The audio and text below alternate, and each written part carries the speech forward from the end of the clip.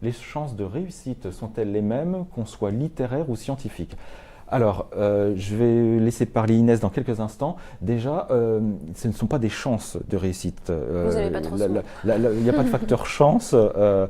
Soit les littéraires sont peut-être un peu plus forts, a priori sont plus forts en verbal, donc pour eux, la partie compréhension-expression devrait mieux leur réussir, mais c'est à eux aussi de voir les fondamentaux concernant le calcul. Les scientifiques, eux, ont peut-être plus de facilité en calcul raisonnement plutôt qu'en verbal. Voilà. Donc non, tous les candidats partent sur les mêmes bases puisque on part sur les fondamentaux. Il n'y a aucune notion de connaissance ou autre post-bac. Vous avez des proportions de personnes dans une filière ou dans une autre qui passent le Taj-Maj? Alors, les écoles de commerce cherchent à attirer vraiment des candidats d'horizons différents, aussi bien des littéraires, des scientifiques, que des gestionnaires.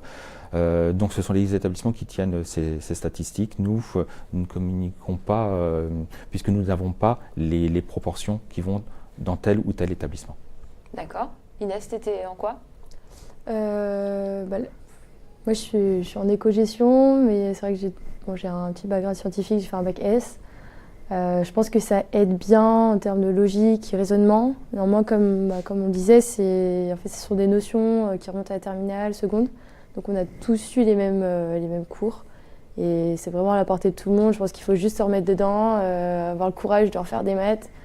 Moi-même, j'étais un peu dépitée de m'y remettre, mais je pense que c'est pas le fait d'avoir eu un bac S ou pas, ou littéraire. Autour de toi, il y avait des personnes, il y a des personnes qui ont eu un bac L et qui ont réussi. Ouais. Ouais, parce que ça se travaille, c'est pas sorcier finalement, ça fait peur. Mais une fois qu'on y est, on se rend compte que c'est des choses qu'on a déjà vues et c'est du rappel.